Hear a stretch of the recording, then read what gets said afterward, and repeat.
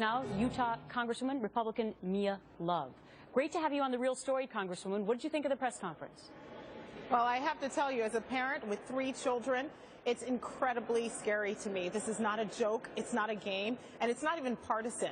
And, you know, this is not even about kicking the can down the road. We're talking about kicking a bomb down the road in the next 15 years, and that's incredibly concerning to me. Okay, so the president said there's no scenario where a United States president is not in a stronger position with regard to Iran 10 to 15 years from now. You obviously disagree with that.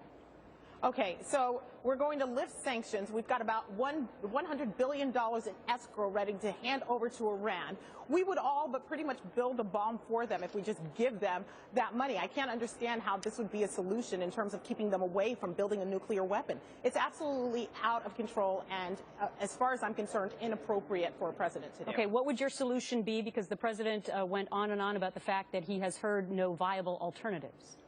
Well, there were several viable alternatives that were put out there, but why not go out and talk to our allies, negotiate with our allies, and keep Iran from competing on the global market? Cut them off. We've seen, I'm not always a fan of sanctions. I believe that sanctions actually hurt Americans and cause war. However, when you're already up against a nation that wants to see this country harmed, that supports terrorists, that have a history of noncompliance and violence, and the terrorists that they support have shown that they have no value for human life and hurt their own women and children, those aren't the people that we should be doing deals with. All right, I want to move on to this topic because you were the only Republican to meet with Democratic presidential candidate Hillary Clinton when she was on Capitol Hill yesterday during a meeting with the Congressional Black Caucus. So, what'd you think?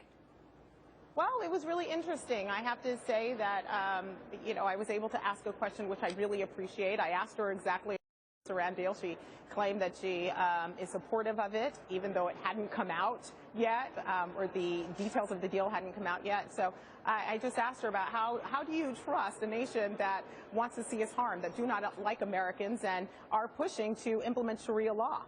And what did she say? And she said that, you know, we have to be involved or they're going to build a nuclear weapon anyway. I just don't see the argument as to giving them money so they can continue to, it could bring them a step closer to building those. We have to do everything we can to keep nuclear weapons out of the hands of Iran. So did she face skepticism from other people in the Black Congressional Caucus, or were you the only one?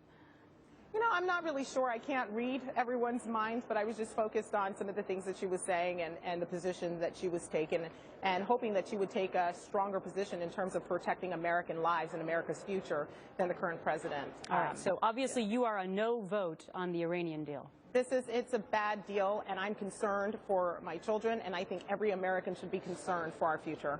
Congresswoman Mia Love of Utah, thanks for being on The Real Story today. Thank you so much. Breaking details.